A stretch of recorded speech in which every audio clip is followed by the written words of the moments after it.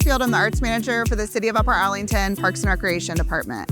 The Upper Arlington Labor Day Arts Festival started by local Upper Arlington artists and has grown to over 120 exhibiting artists and over 15,000 visitors to the event. The Labor Day Arts Festival includes multiple performance stages, art activities area for all ages, and over 15 food trucks with quite a variety of cuisine.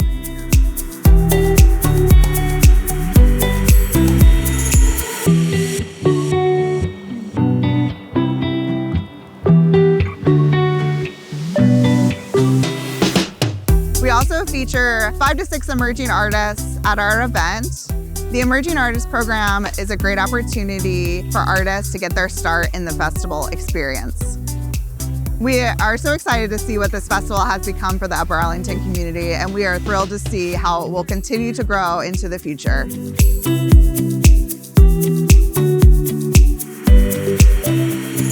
I'm Amanda McGee, and last year I was an emerging artist at the Upper Arlington Labor Day Festival, and I'm back as a juried-in artist, and it was a really good experience for me last year, learning the ropes.